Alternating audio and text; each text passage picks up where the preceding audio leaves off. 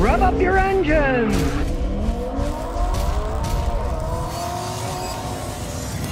Now, here's an article I read in Forbes that breaks me up, and it says, used Tesla Model Y demand surges as price drops. Right, and they say, well, the price of the Model Y used ones are dropping, and the demand is surging. Okay, this is the biggest line of horse manure I've ever seen in my life. Listen to the logic, and let's put on our thinking caps. Here's what this idiot said. The drop in used EV prices is enhancing their appeal amid cost-conscious consumer behavior, said Lindland. Well, Lindland doesn't know but from a hole in the ground, right? Cost-conscious consumer. Cost-conscious. If you do any research, you're not going to buy a Tesla new or used if you're cost conscious, right? The things are insanely expensive to fix. A battery's going to cost you 20-something grand if you get in a wreck and it gets dented, right? Now, let's face the facts. As a lot of cars age, people don't put collision on them anymore, right? Because, well, the car's not worth much. Well, you get a ding in the battery pack of a Tesla, take a look, they're pretty low to the ground, easy for them to hit something on the bottom, destroy the battery pack, right? If you don't have full coverage, it's going to cost you 20-something grand for a new battery. But, and here's the rub, baby, if you even have full coverage, they won't fix the battery, they'll total the car. Neighbor here in Rhode Island had the battery, hit a curb, hit the battery, right? They totaled the car. It only had 35,000 miles on it. But the battery replacement with everything was over 25 grand. They totaled the car. Anybody who is caring about the cost of owning a car is going to do a little research and say, I'm not buying a Tesla. They cost too much money. They cost too much money to insure. When they need repair, they cost too much money. Let's say they need repair. Some of them take months.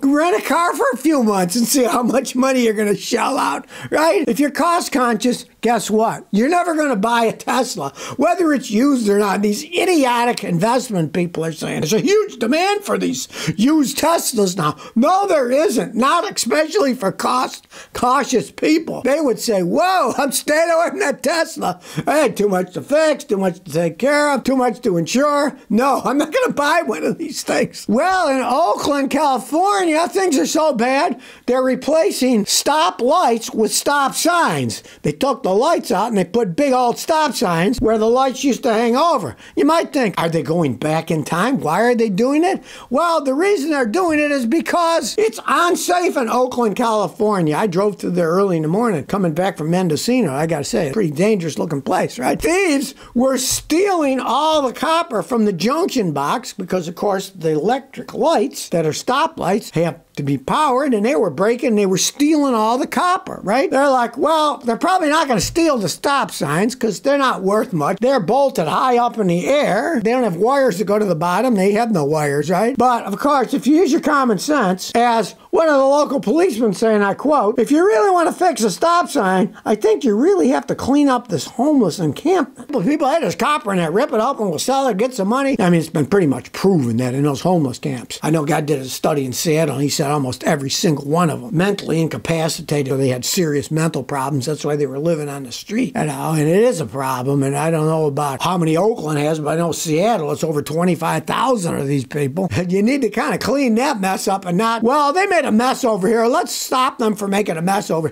No, why don't you try to fix the problem of why are these homeless people there in the first place, right? Now they've gone so far, they had to take down the electric stop lights because they were stealing the copper and replacing it with just a plain old sign. So now it's a four-way stop instead of having a machine that regulates it better, and you don't have as many traffic jams. But I guess on the positive side, most people who have brains have left Oakland. Their population is declining. Maybe they don't need the stop lights anymore to stop traffic congestion.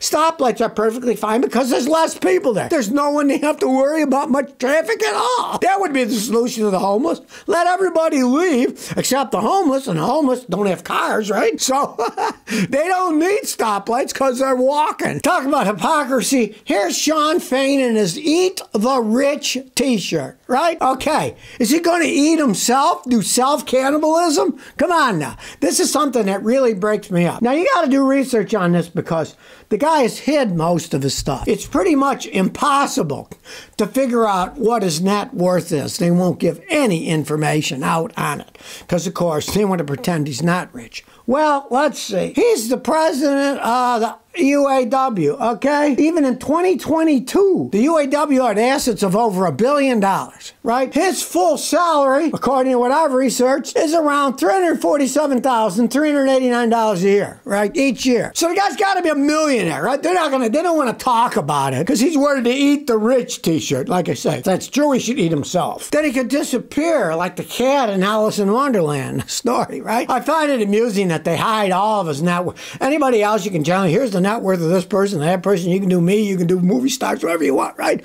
But in his case, there is no information given out on that, right? None. But the fact that his salary combined was over $350,000 or so a year, hey, if he's not part of the rich, I don't know who is part of the rich, right? But he pretends he's one of just the regular guys wearing the Eat the Rich thing, his little image that he's putting out. And as usual, anybody who's in a political position, there's hypocrisy running supreme, especially in the United States these days. Well, if you follow the news, you'll see that the Minnesota lawmakers have reached a deal to raise the pay rate for Uber and Lyft drivers, and they're not going to have to go and leave. Uber and Lyft said, we're going to leave Minnesota. Go yourself. This is nonsense. Why can you control our business, right? And now they've come to a compromise that they're going to make so much money by such a period of time. A lot of it's kind of absurd. How can you control Uber and Lyft? These people are giving rides to people. You don't know who wants a ride when, how far they want to go, and how much they're going to make. That's how these things go. If you run a business, you have no idea what the future is going to be like. How do you know how much money you're going to make in now, today, tomorrow? You don't. Depends on who wants a ride, how far they want to go, how much they tip, you know? Depends on so many different things. The Minnesota lawmakers had to cave in with their original law that said how much they had to pay them and lower the rate because, hey, Uber and Lyft said, we'll leave. Too bad. And of course, Uber and Lyft were pressured too because now there's that new ride share thing that started in Texas and they were moving to Minnesota too to say, hey, we'll take over ride sharing here. We got a company that does ride share. You don't have to use just Uber and Lyft, right? I mean, there's always competition going on. And when there's a government controlling of the competition, that's not a good thing. It really isn't a good thing. The government doesn't know what it's doing. How can a government control something anyways? They can't even control their own spending. How can they say they control a company and say, well, these people have to do this, have to get paid that? It's ride sharing. Nobody knows how many people want rides, when, where, what you're going to make, you know? But I find it amazing that both sides, both the Uber, Lyft, and the Minnesota government had to come to some kind of a compromise because if they left, the people are going to be mad as a hornet that live in Minnesota that how come we can't get our regular rides now at the price we were paying? Is it because of these idiots in the government? Well, guess what? If that ever came to fruition, guess what? The idiots in the government would be voted out. They'd say, those people made this law. Vote them out. Vote somebody else in. To heck with all this stuff. Vote me in and I'll stop this nonsense. And then they'll vote that person in because people basically want some kind of a service at some kind of a price. If they have to keep paying more, they're going to go to one that charges less. Or if they were forced by the government to pay more, they're going to get rid of the government people. Just like when they over-legislate things. What happens? Then somebody else gets elected and they rescind the old legislation. That's just how it goes. None of this stuff is like the 10 Commandments. This is all political stuff. The wind's blowing. They all move to one side. The wind blows the other way. They move to the other side. And in this case, both Uber, Lyft, and the Minnesota government had to meet somewhere in the middle. Well, if you're into old vans, here is the Napoleon Dynamite van, and it now lives in Houston, Texas. A guy ended up buying it, went through a whole string of things. It's the 20th anniversary of that movie, Napoleon Dynamite, right? And that big famous van was in it. So Uncle Rico's van is now in Texas. It had a long way to get there. Somebody in Los Alamitos, California bought it. Then a guy in Millersport, Ohio bought it. And then Grand Rapids, Michigan, a guy bought it. Then the guy who owns it now bought it in Grand Rapids, Michigan, 2050, and he moved to Houston, and he's hidden it away. But anyone within a 24-mile radius of downtown Houston can rent that van through his website, UncleRicoVan.com, for $125 an hour with a 4-hour minimum, and only for static display. You cannot drive Uncle Rico's van, but you can park it there and have a party in it for whatever. You got to do it for at least 4 hours. So if you ever wonder what happened to that Dodge Tradesman Uncle Rico's van, it now lives in a secret location in Houston, Texas, but you can rent it for $125 an hour with a 4-hour minimum. But you can't drive it around. What's the point? Well, people done some crazy things, but for $5,000, you can buy a bunch of these drones and fly yourself around if you're crazy enough. Now, this is on Alibaba. It's got a picture of the guy flying around, and it's supposedly by a power line, like they're doing some kind of work or something. And the guy's got his mouth wide open. I imagine you would have your mouth wide open thinking, oh my God, I'm going to die in this thing. If you're man enough or woman enough to hold on, they don't give any kind of information on what its range is, but it shows it picking the guy up in the air.